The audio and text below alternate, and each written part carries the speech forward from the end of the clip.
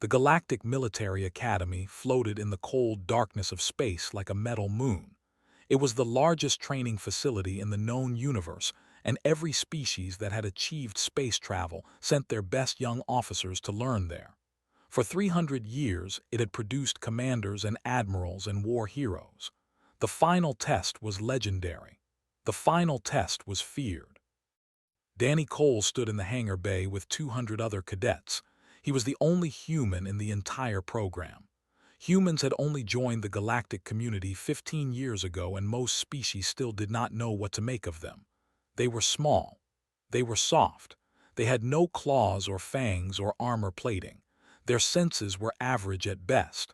On paper, they seemed completely unremarkable.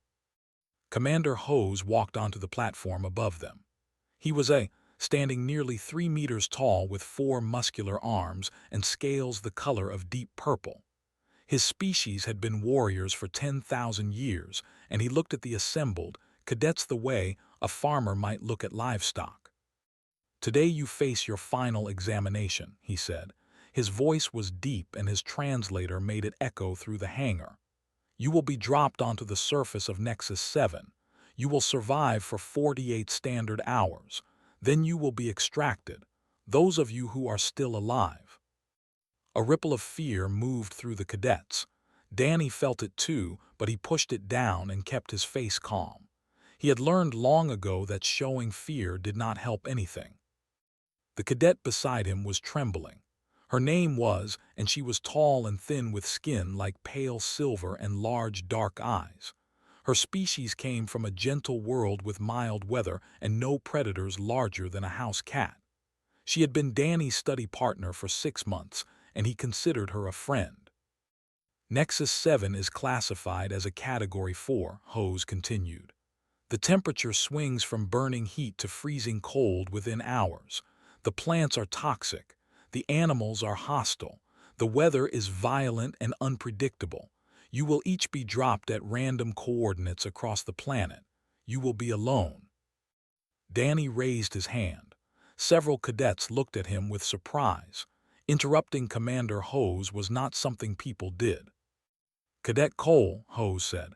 His tone suggested he was not pleased. "Sir, what equipment will we receive?"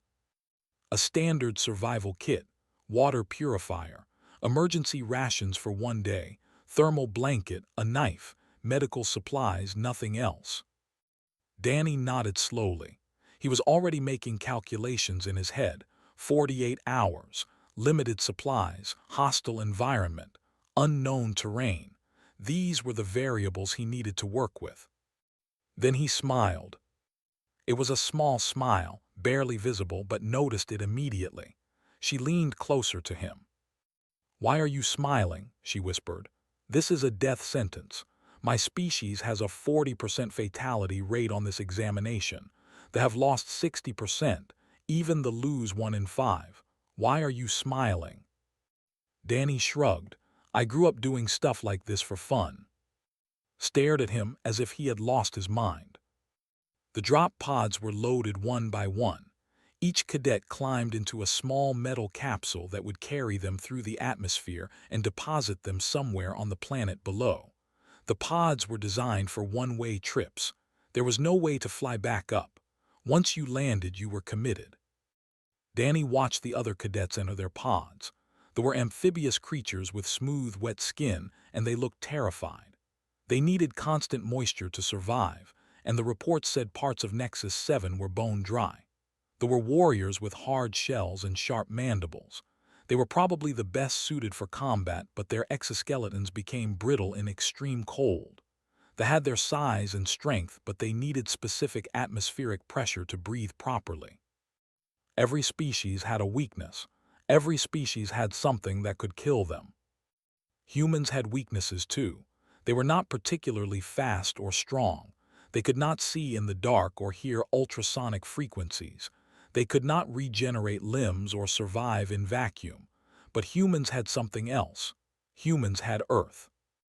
Earth was classified as a Category 2. When the galactic community had first made contact with humanity, they had been shocked to learn what humans considered normal. Earthquakes, Hurricanes, tornadoes, floods, volcanic eruptions, predators that could tear a person apart, diseases that could kill millions, extreme temperatures, poisonous plants and animals, radiation from their own sun that could cause cancer. And humans did not just survive on Earth. They thrived. They had spread to every corner of their deadly planet. They had climbed the highest mountains. They had crossed the driest deserts. They had explored the deepest oceans. They had done these things not because they had to, but because they wanted to. The other species thought humans were insane. They were probably right. Danny's turn came. He walked to his pod and climbed inside. The interior was cramped and dark with a single seat and a harness to hold him in place during descent. A small screen showed the countdown timer. 60 seconds. He strapped himself in and checked that his survival kit was secure. The pod door sealed shut with a heavy clunk. Through the small window, he could see the curve of Nexus 7 below. It looked angry.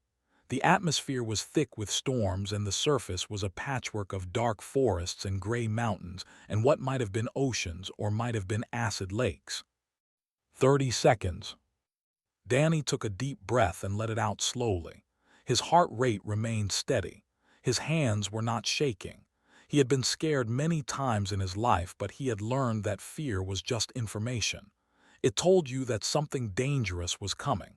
What you did with that information was up to you. 10 seconds. The pod shuddered as the launch mechanism engaged. Danny gripped the armrests and waited. 0. The pod shot forward and then down, falling toward the planet at terrifying speed. The window filled with fire as they hit the atmosphere. The pod shook violently and alarms began to sound. Danny kept his eyes open and watched the flames dance across the heat shield. Somewhere up on the station, the instructors were monitoring every cadet. They watched heart rates and stress hormones and brain activity. They watched the pods fall like burning stars toward the surface. They watched the data streams and made notes. One instructor pointed at Danny's readings. The human's vitals are completely stable. He does not appear to be experiencing any fear response. Commander Hose leaned forward and studied the screen. The human's heart rate was 62 beats per minute. His cortisol levels were baseline. His brain activity showed focus and anticipation, but no panic. Interesting, Hose said quietly. The pod hit the ground with enough force to rattle Danny's teeth. The harness dug into his shoulders, and for a moment everything was noise and chaos. Then it stopped. The pod was still. He was down. Danny kicked the hatch open and climbed out into the alien world. The air smelled like sulfur and rotting vegetation. The trees were black and twisted with leaves the color of rust. The sky was purple and two suns hung low on opposite horizons. He checked his surroundings and then checked his kit. Everything was intact. 48 hours started now. In the distance, something howled. It was not a friendly sound. Danny Cole smiled again and got to work. The first thing Danny did was find high ground. He needed to see the land around him and understand what he was dealing with. He climbed a rocky hill that rose above the tree line and looked out at the world that was trying to kill him. The forest stretched in every direction for kilometers. To the north, he could see mountains with snow on their peaks. To the south, the forest gave way to what looked like marshland. The two suns were moving across the sky at different speeds, which meant the day and night cycle on this planet would be strange and unpredictable. He checked his scanner. The device was small and simple, but it could tell him basic things about the environment: temperature, atmospheric composition, radiation levels. It could also identify plants and animals if he got close enough to scan them.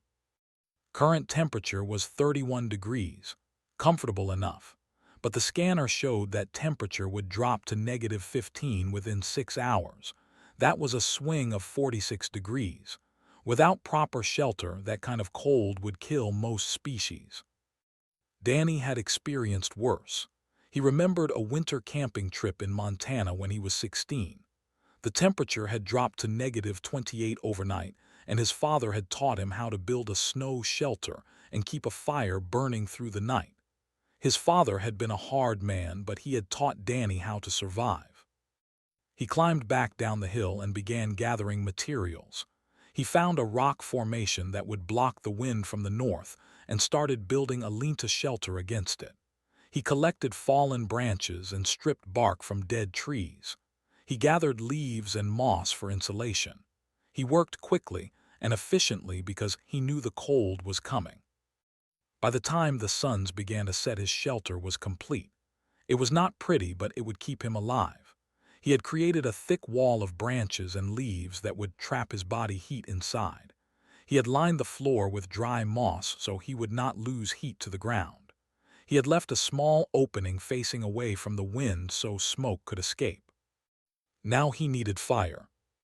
Danny gathered dry wood and arranged it in a small circle of stones. He took 2 sticks and began rubbing them together using a technique his father had taught him. It was slow work. His arms grew tired and his palms grew raw. But eventually, a tiny ember appeared and he coaxed it into a flame with gentle breaths and dry grass. Fire was life. Fire meant warmth and light and safety. Fire meant cooked food and purified water. Fire meant survival. He sat back and watched the flames grow. The temperature was already dropping. He could feel the cold creeping in around the edges of his shelter, but the fire pushed it back and he felt something close to contentment. Somewhere far across the planet, the other cadets were not doing as well. Had landed in a swamp. The water was cold and thick with mud, and her thin body could not maintain its temperature. She was already shivering uncontrollably, and her thoughts were becoming confused. She had tried to build a shelter, but her long, delicate fingers were not designed for rough work. She had tried to start a fire, but she did not know how. Her species had lived on a temperate world for so long that they had forgotten the basic skills of survival. She activated her emergency beacon without shame. Better to fail the examination than to die. A named Glim had found a cave and thought himself lucky. Then he had discovered that the cave was already occupied. The creature inside had too many legs and too many teeth, and Glim barely escaped with his life. He was now hiding in a tree, and hopping the predator would lose interest before morning. 3 cadets had landed near each other by chance.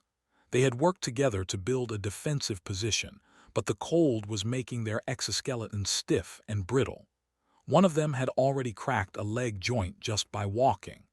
They huddled together for warmth, but their bodies were not designed to share heat the way mammals could. Up on the station, the instructors watched everything.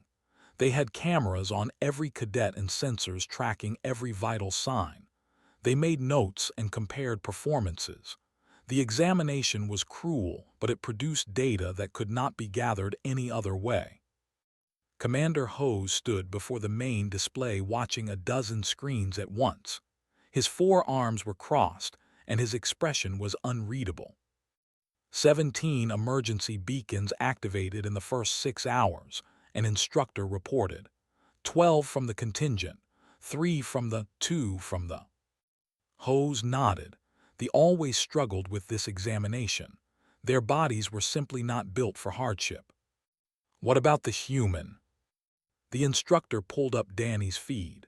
The screen showed a small shelter with a fire burning in front of it. The human was sitting inside eating a ration bar and watching the flames. His vital signs were all normal. His body temperature was stable. He showed no signs of distress. He appears to be comfortable, the instructor said. There was confusion in his voice. Hose studied the image. The shelter was primitive but well constructed. The fire was positioned correctly to provide heat without filling the shelter with smoke. The human had chosen a location with natural wind protection and clear to spot approaching threats. He has done this before, Hose said. That seems likely. Human records indicate they engage in something called camping. They deliberately place themselves in wilderness environments and attempt to survive using minimal equipment. For training purposes. For entertainment. Hose was silent for a long moment. He had fought humans once during a border dispute 7 years ago. It had been a brief conflict and both sides had agreed to negotiate before too many lives were lost. But he remembered the human soldiers. They had been small and soft and they should have been easy to defeat. They had not been easy to defeat. On the screen, Danny finished his meal and banked his fire for the night. He wrapped himself in the thermal blanket and settled into his shelter. Within minutes, his breathing slowed and his heart rate dropped. He was asleep. Outside his shelter, the temperature continued to fall. The forest grew quiet as nocturnal predators began to move. Something large walked past the rock formation and paused to sniff the air. It smelled smoke and warmth and prey. But it also smelled something else. Something unfamiliar. Something that made ancient instincts whisper caution. The predator moved on. There was easier food elsewhere. Danny slept through the night undisturbed. His body was tired, but his mind was calm. He had survived worse nights than this, and he would survive this one too. In his dreams, he was back in Montana climbing a mountain with his father. The old man was telling him something important, but Danny could not quite hear the words. When morning came, the temperature had risen again and thin sunlight filtered through the twisted trees. Danny woke refreshed and hungry. He had work to do. 36 hours remained. Danny broke camp at first light. He scattered the remains of his fire and dismantled his shelter. He did not want to leave any signs that might attract predators or competitors. He filled his water container from a stream and let the purifier clean it while he walked. His rations were running low. The emergency pack had contained enough food for one day, and this was day 2. He needed to find more food or he would be too weak to move by the time extraction came. He walked through the forest with his scanner in hand, checking every plant he passed. Most of them were toxic. Some were extremely toxic. A few would kill him in seconds if he so much as touched them. But eventually he found a grove of low bushes covered in small blue fruits. The scanner identified them as edible, not delicious, not nutritious, but edible. He gathered as many as he could carry and ate a handful as he walked. They tasted like bitter soap, but his stomach stopped growling, and that was enough. As he moved through the forest, he noticed tracks in the soft earth, large tracks, clawed tracks. Something heavy had passed this way recently, and it was moving in the same direction he was moving. He knelt and examined the prints more closely. The stride was long, which meant the creature was tall. The claws were deep, which meant the creature was heavy. The pattern suggested 6 legs rather than 4. Danny filed this information away and kept walking. He stayed alert and kept his knife ready, but he did not change course. Running from predators was usually a mistake. It triggered their hunting instincts and made them chase. Better to stay calm and aware and deal with any threat when it appeared. An hour later, the threat appeared. He had just entered a small clearing when the bushes on the far side parted and the creature emerged. It was massive, nearly 3 meters tall at the shoulder, with 6 powerful legs and a head that was mostly teeth. Its skin was dark and leathery, with patches of bioluminescence that pulsed with angry red light. Its eyes were small and numerous, scattered across its face like black beads. The creature stopped when it saw Danny. It lowered its head and made a sound like grinding stone. This was a challenge. This was a warning. Prey was supposed to run now. Prey was supposed to show fear and flee and trigger the hunt. Danny did not run. He stood perfectly still and met the creature's gaze. His heart was beating faster now, but his face remained calm. He had faced predators before. A mountain lion in California, a bear in Alaska, a pack of wild dogs in South Africa. The rules were always the same. Do not run. Do not show fear. Make yourself big and loud and dangerous. He raised his arms above his head to make himself look larger. He took a step forward toward the creature. He bared his teeth in a gesture that was not quite a smile. The creature hesitated. This was not normal behavior. Prey did not advance. Prey did not challenge. Something was wrong with this small, soft thing. Danny took another step forward, then another. His eyes never left the creature's eyes. His body language said that he was not afraid. His body language said that he was the predator here. Somewhere deep in the creature's primitive brain, ancient instincts began to fire. This thing was not acting like food. This thing was acting like a threat, and the creature had lived long enough to know that threats were best avoided. It broke eye contact first. It turned its massive head and disappeared back into the bushes without a sound. Within seconds it was gone as if it had never existed. Danny exhaled slowly and lowered his arms. His hands were shaking slightly, but he ignored them. The technique had worked. It did not always work. Sometimes predators called your bluff and attacked anyway, but this time it had worked. He continued walking. Around midday he heard something else. Not a predator this time. A voice. Someone was calling for help in a language his translator could understand. He followed the sound through the forest until he reached a deep ravine. At the bottom, lying in a heap of broken branches, was. Her long silver body was twisted at an odd angle, and one of her legs was clearly broken. She looked up when she heard him approach, and her dark eyes widened with surprise. "Danny," she said. Her voice was weak and filled with pain. "What are you doing here?" "I heard you calling. What happened?" "I was running. Something was chasing me in the dark. I fell." Danny was already looking for a way down into the ravine. The walls were steep, but not impossible. He found a series of handholds and began to climb down carefully. "What are you doing?" asked. "Leave me. You should save yourself." "No. I am going to die anyway. My leg is broken. I cannot walk. I will only slow you down." Danny reached the bottom of the ravine and knelt beside her. He examined her leg and found the break. It was bad, but it was clean. The bone had not torn through the skin. With the right treatment, she might be able to walk again someday. "You are not going to die," he said. He pulled out his medical kit and administered a dose of antitoxin and painkiller. The drugs would not heal her, but they would reduce the swelling and take the edge off the pain.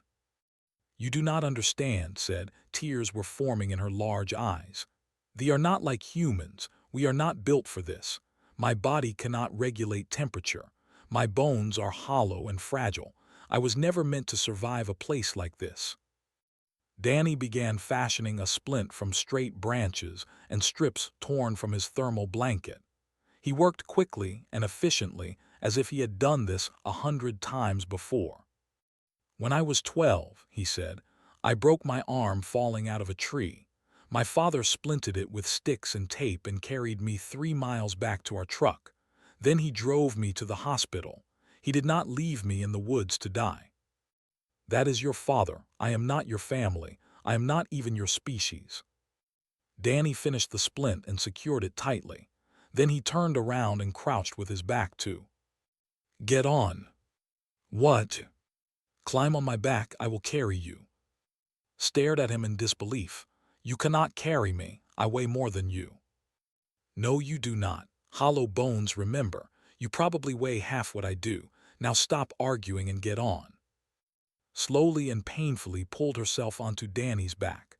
She wrapped her arms around his shoulders and her uninjured leg around his waist. She was light, lighter than his camping pack back home. Danny stood up carefully and began climbing out of the ravine. His muscles strained with the effort, but he did not complain. He found handholds and pulled himself up one step at a time, clung to him, and tried not to cry out when her broken leg bumped against the rock wall. When they reached the top, Danny paused to catch his breath. Then he started walking. "Where are we going?" asked. "I need to find shelter before nightfall, and food, and water, same as before, just with a passenger now." Was quiet for a long time. Then she spoke very softly. "Why are you helping me?" Danny kept walking. The forest stretched out before them, dark and dangerous, and full of things that wanted to kill them. "Because you are my friend," he said, "and that is what friends do." The weather changed on the second afternoon. Danny had been watching the sky since morning. The clouds had been building and thickening and turning strange colors. His scanner showed a massive drop in atmospheric pressure, which usually meant something violent was coming. On Earth, this kind of pressure drop preceded hurricanes and tornadoes. On Nexus 7, it probably meant something worse. He walked faster, was drifting in and out of consciousness on his back. The pain medication was wearing off, and her body was struggling against infection. Her forehead was hot against his neck, and her breathing was shallow and irregular. He needed to find shelter soon, or she would die. The forest opened up ahead, and he saw a cliff face rising from the ground. Dark openings dotted the rock wall like empty eye sockets. Caves, natural shelter from whatever was coming. He approached carefully. Caves meant protection from weather, but they also meant potential occupants. He did not want to walk into the den of something with too many teeth. He picked up a stone and threw it into the nearest cave opening. The stone clattered against rock and then silence. Nothing growled. Nothing moved. Good enough. He carried inside and set her down gently against the back wall. The cave was deep enough to provide protection, and high enough that flooding would not be a concern. He gathered dry wood from outside and built a fire near the entrance.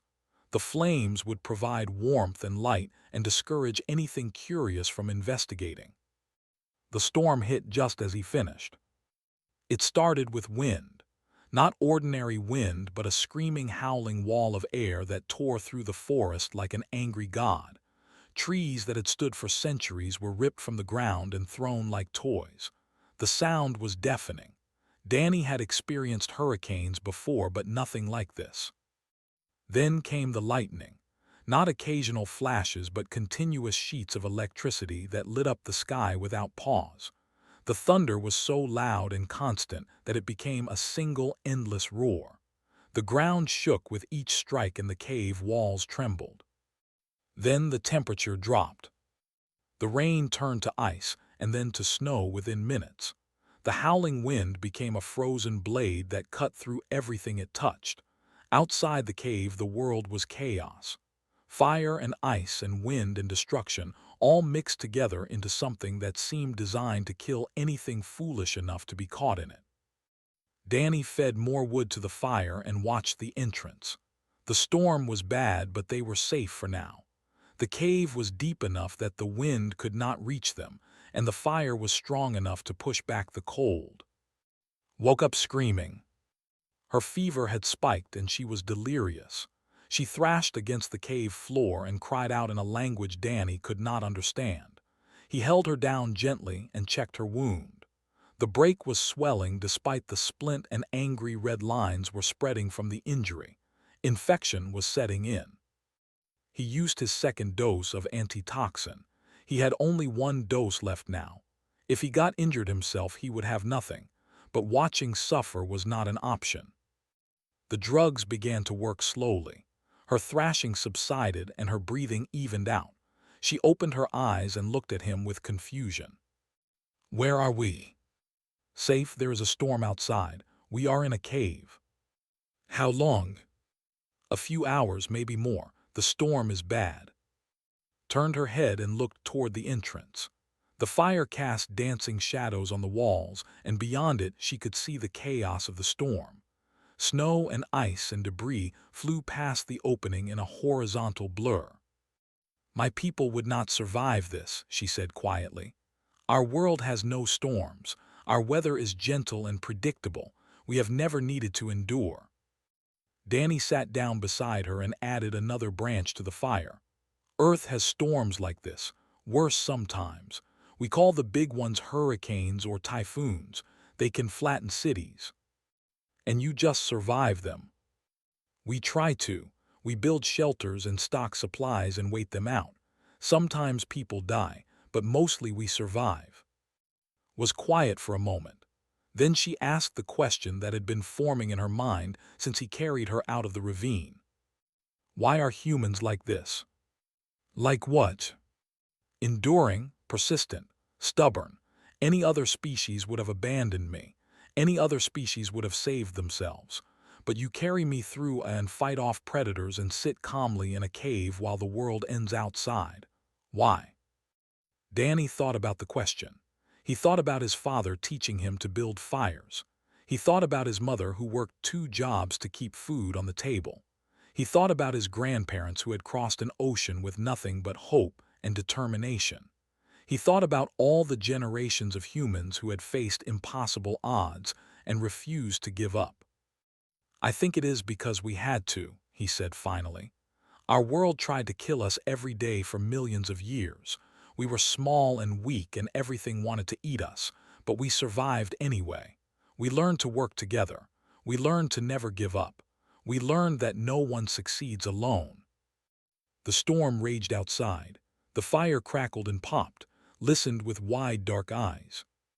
On Earth there is a saying, "No one left behind." It means that we do not abandon our people even when it would be easier to run. We carry each other when we have to. We fight for each other when we must.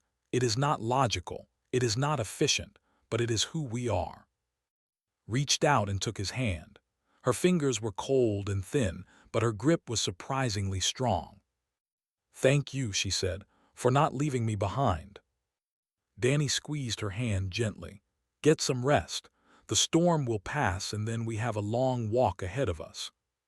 She closed her eyes and sleep took her. Danny stayed awake watching the fire and listening to the storm. His body was exhausted but his mind would not let him rest. He had to stay alert. He had to keep the fire burning. He had to keep them both alive. The storm lasted 12 hours. When it finally ended, the world outside was transformed. Trees lay flattened in every direction. Ice covered everything in a thick shell. The temperature had stabilized, but the damage was catastrophic. Danny checked his scanner. 18 hours until extraction. The pickup point was 15 kilometers away across terrain that had just been rearranged by apocalyptic weather. He looked at still sleeping by the fire. He looked at his hands blistered from feeding the flames all night. He looked at the frozen wasteland waiting outside the cave. Then he started preparing to move. 15 kilometers, 18 hours, a broken alien on his back and a between him and rescue. Danny Cole had faced worse odds, probably. He woke gently and helped her climb onto his back. She was weaker than before, but the fever had broken and her eyes were clear. "Ready?" he asked. "No," she said honestly, "but I trust you." That was enough. Danny stepped out of the cave and into the frozen dawn and began the long walk home. The landscape had become a maze of fallen trees and ice-covered debris. What should have been a straight path was now an obstacle course that required constant detours. Danny climbed over massive trunks and crawled under tangled branches while clung to his back and tried not to slow him down. His legs burned with exhaustion. He had not slept in over 30 hours and his body was running on nothing but willpower. Every step was an effort. Every breath was a struggle. But he kept moving because stopping meant dying and he was not ready to die. 3 hours into the walk, they found another survivor. A warrior named was crawling through the snow, leaving a trail of dark blue blood behind him.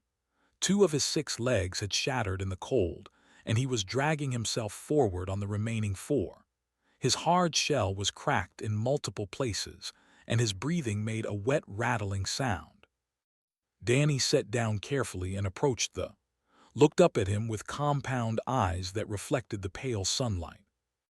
"Human, leave me, I am dying." "Not yet, you are not."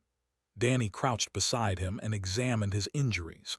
The broken legs were beyond repair, but the cracks in his shell could be sealed with medical adhesive from the kit. "Can you walk on 4 legs?" "Slowly, painfully, but yes." "Then walk with us. The extraction point is not far." Made a clicking sound that might have been surprise. "Why would you help me? We are competitors. Your success does not require my survival." "Maybe not, but I am not leaving you here to die alone. Can you walk or not?" There was silence for a long moment. Then he pulled himself upright on his remaining legs and stood swaying in the cold wind. I can walk. Danny helped back onto his back and they continued moving. Their pace was slower now, but they were together. 3 survivors from 3 different species walking through hell because one of them refused to give up. 2 hours later they found Glim. He was huddled against a boulder shaking violently. His smooth amphibian skin was dry and cracked, and his eyes were unfocused. Dehydration and cold had pushed him to the edge of death. Danny gave him water from his container. Not much, but enough. Glim drank desperately, and color slowly returned to his grayish skin. "Thank you," Glim croaked. "I thought I was finished." "Not finished, just resting. Can you walk?" Glim stood on trembling legs. He was weak, but he was alive. That was enough. The group continued forward. 4 survivors now. Human. Species that had nothing in common except the desire to live and the willingness to help each other. On the orbital station, the instructors watched with growing amazement.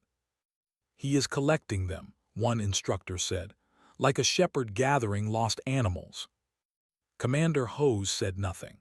His 4 arms were folded across his chest, and his purple scales had darkened with concentration. He watched the human carry the while guiding the wounded and supporting the weakened. It should not have been possible. The human was small and soft and should have collapsed hours ago.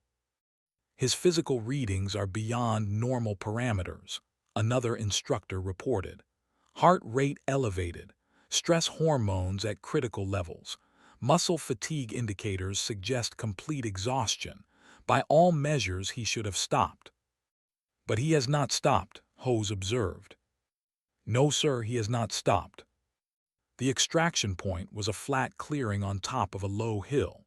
When Danny finally crested that hill and saw the open space waiting for him, he felt something in his chest release. They had made it. Against all odds and all reason, they had made it. He sat down gently and collapsed beside her.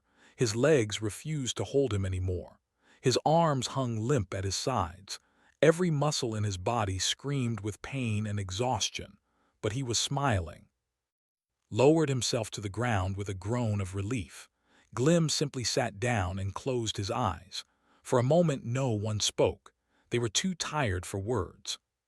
Then the shuttle appeared.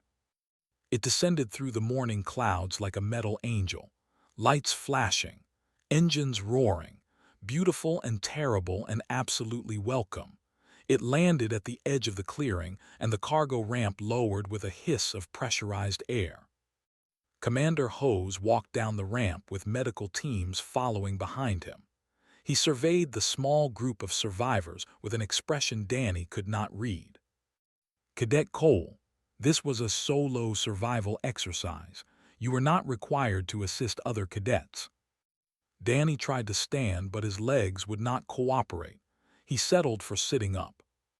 "No, sir, I was not required." "Your survival would have been significantly easier without the burden of injured companions." "Yes, sir, it would have." "Then explain yourself." Danny looked at lying beside him. He looked at with his shattered legs. He looked at Glim still trembling from dehydration. They had suffered. They had nearly died, but they were alive because he had refused to leave them behind. "Permission to speak freely, sir." Hose nodded once. "On Earth we have a phrase, 'no one left behind.' My species did not survive by being the strongest or the fastest. We survived because we worked together. We carried each other when we needed to. We shared everything we had. It does not care what species you are. It will kill anyone who faces it alone. The only way to survive is together." The clearing was silent except for the hum of the shuttle engines. Medical teams moved forward to assist the wounded, but everyone was listening to Danny's words. Spoke first. Her voice was weak but clear. "He carried me for 2 days. He fought off a predator to protect me. He stayed awake all night keeping me warm when the storm came. I owe him my life 3 times over." Clicked his mandibles in agreement. "The human shared his water and his medicine with me. He helped me walk when I could not walk alone. On my world, such actions create bonds that last a lifetime. I would serve beside him anywhere. Glim simply bowed his amphibian head. Among his people, this gesture meant more than words ever could. Hose studied Danny for a long moment. The human looked terrible, exhausted, battered, covered in dirt and blood and ice. He should have been dead. He should have failed. By every logical calculation, he should not have made it this far while carrying 3 other beings. But here he was, alive, defiant, still smiling. Hose extended one of his 4 arms in the traditional gesture of respect. It was an honor rarely given to those outside his species.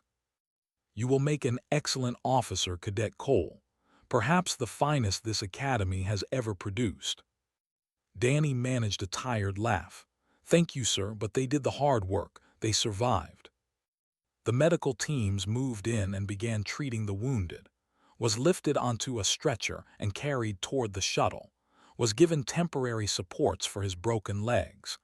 Glim was wrapped in a hydrating blanket that would restore moisture to his damaged skin. Danny tried to stand one more time, and this time he managed it. His legs shook, but they held. He walked onto the shuttle under his own power because that was what humans did. They kept going. They always kept going. As the shuttle lifted off, and Nexus 7 shrank beneath them, reached out from her stretcher and took Danny's hand. Is it true, she asked quietly, that humans do this for fun? Go to dangerous places and try to survive for entertainment? Danny leaned back in his seat and closed his eyes. Every part of him hurt, but he was alive and his friends were alive, and that was all that mattered. We call it camping. Your species is completely insane. Probably, he smiled without opening his eyes, but you are stuck with us now. Made a sound that might have been a laugh. It was the first time she had laughed since the examination began. Outside the shuttle windows, the stars waited cold and infinite. Somewhere out there were more challenges, more impossible situations that would require stubborn determination and refusal to give up. Humanity was ready. Humanity was always ready. And somewhere in that small shuttle, surrounded by aliens who had become friends, Danny Cole slept peacefully for the first time in days. He dreamed of mountains and forests and his father teaching him to build fires. He dreamed of challenges yet to come and victories yet to be won. He dreamed of a universe full of wonder and danger, an endless possibility. And he smiled,